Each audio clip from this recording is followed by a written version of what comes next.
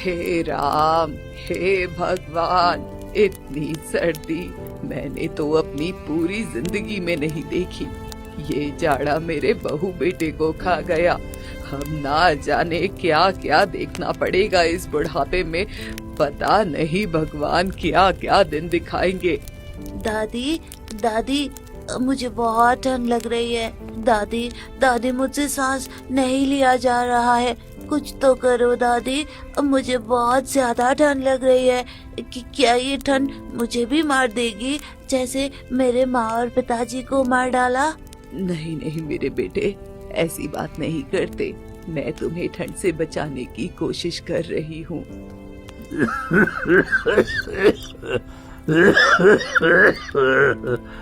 बचा ले कावेरी, कम से कम आर्यन को तो बचा ले। बहू बेटे को तो जाड़ा निकल गया, कम से कम उसकी अमानत को बचा ले। मैं भी क्या करूं, पूरे गांव में लकड़ी का नामो निशान तक नहीं है।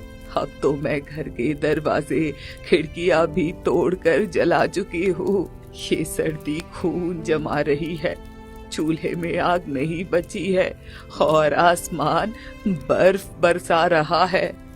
रुको, गांव में कोई मदद कर दे तो देख कर आती हूँ। काला पानी गांव में इस बार का जाड़ा रक्त जमाने वाली रातें लेकर आया था। इस साल लोगों के चूल्हे में आग नहीं बल्कि आंखों में आंसू जम रहे थे। ये जाड़ा कावेरी के बहू बेटे को निगल चुका था। अब उसका पोता आर्यन और पति जोखन की हालत बहुत गंभीर थी और वो लाचार खाट पर पड़े थे। उन्हें बचाने के लिए कावेरी गांव में लकड़ी मांगने जाती है। सुनीता, अरे ओ सुनीता, मुझे थोड़ी सी लकड़ी दे दो, वरना मेरे पोता और मेरा पति मर जाएंगे। अरे जा जा, हम तो खुद लकड़ी के लिए परेशान हैं। तुझे लकड़ी देकर हम अपनी मौत बुला ले क्या? जा यहाँ से, पता नहीं कहाँ से आ जाते हैं गांव के गरीब लोग। छी! कावेरी इतनी ठंड में दूसरों के दरवाजे पर जाती है। ठंड इतनी थी कि उसका शरीर बाहर से जमने लगा था। अरे रूपा, मुझे थोड़ी सी लकड़ी दे दे, मेरा 5 साल का पोता सर्दी से ठिठुर रहा है, कुछ तो मदद करो। अरे तो क्या तेरे पोते को बचाने की जिम्मेदारी हमारी है? जा कहीं और जाकर भीख मांग। अरे रूपा, ऐसा मत बोलो, तुम इस बुढ़िया की मदद करो। तुम तो जानती ही हो कि ठंड से तो मैंने अपने बेटे और बहू को खो दिया, लेकिन अब मैं किसी और को नहीं खो सकती। तुम सब गरीब लोग इसी तरह मर जाते हो। न तुम्हारे पास कभी कपड़े होते, न कभी खाने के लिए अनाज, और पैसे तो रहते ही नहीं है। अरे तुम्हारे पोते का तो पिता भी मर गया और माँ भी मर गई, अब वो जीकर क्या ही करेगा? अरे तुम ठंड से कांप कांप कर मर जाओगे, फिर उसकी देखभाल कौन करेगा? रूपा कावेरी की मदद नहीं करती और वो उसे वहाँ से भगा देती है।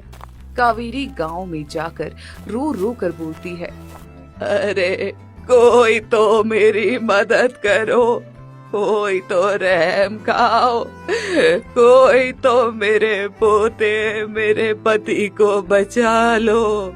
क्या इस गांव में कोई नहीं है जो मुझे थोड़ी सी लकड़ी दे दे?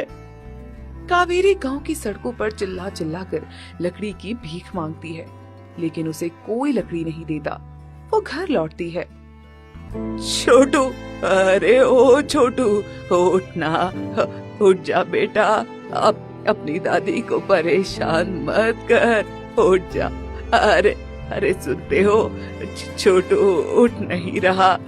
अरे अब तुम तो कुछ बोलो, बोलो ना। हे भगवान, ये ठंड मेरे पूरे परिवार को निगल गया। कावेरी का पति और पोता दोनों जाड़े की भेंट चढ़ गए थे। गांव के लोग उसके घर के बाहर से उसके रोने की आवाज सुनकर भी उसके पास नहीं गए। उसके पास अब उसका दिमागी संतुलन बिगड़ने लगा था, जिसकी वजह से कावेरी पागल होकर अपने आप से बड़बड़ाती हुई पूरे गांव में चिल्लाती हुई घूम रही थी। तुम गांव वाले बहुत खुश हो ना, मेरी ठंड में कांपती दे देख कर भी किसी ने एक लकड़ी नहीं दी। मेरे पोते की ठंडी सांसें तुमने नहीं सुनी। आज मेरा पूरा परिवार मेरे आंखों के सामने ठंड से जमकर मर गया। याद रखना, जिस आग से तुमने मुझे वंचित किया, वही आग अब तुम्हारे घरों को जलाएगी। जिस ठंड ने मेरे अपनों को मारा, वही ठंड रंगों में तुम्हारे उतरेगी। तुम्हारे घरों में हंसी नहीं, सिर्फ रोना बचेगा, रोना। तुम सबने मुझ बुढ़िया को बूढ़ी समझकर ठुकराया है। अब मेरी बद्दुआ तुम्हारी पीढ़ियां याद रखेगी। कोई नहीं बचेगा, कोई नहीं बचेगा। इसी तरह कई दिन बीत गए। अब पूरा गांव उसे डायन कहने लगा था। अरे सुना तुमने, वो कावेरी पहले तो अपने बहू बेटों को खा गई, फिर अपने पोते और पति को भी खा गई। हाँ, मुझे भी लगता है। गांव वाले कहते हैं कि वो डायन है, डायन। रात के समय में घर से निकलना मुश्किल हो गया है। अरे वो डायन कावेरी किसी को भी अपना शिकार बना सकती है। अरे ठंड इतनी बढ़ गई है, रात में तो वैसे भी अब कोई बाहर नहीं निकलेगा। अरे हमारी भी तो मजबूरी है, जाड़ा इतना पड़ रहा है, लेकिन हम एक एक चीज के लिए मोहताज हैं। हाँ, खेत भी पूरे बंजर हो गए हैं और अब तो ठंड की वजह से कोई जानवर भी खेतों में नहीं पहुंचा है। हाँ, और न जाने क्यों इतनी लकड़ी महंगी हो गई है कि खरीदना ही बस का नहीं है। मैंने तो अपने घर के खिड़की दरवाजे तक जला दिए हैं। हाँ, कल रात को मेरा बच्चा ठंड में तड़प रहा था। मैंने भी अपने घर की खिड़की जलाई, तब जाकर बच्चों की जान में जान आई। भगवान ही जाने ये जाड़ा और क्या क्या लेकर आएगा। इस बार तो ऐसा लग रहा है कि खून शरीर में ही जम जाएगा। सभी गांव वाले आपस में बात कर रहे होते हैं कि तभी किशन भाग झोपड़ी में आता है।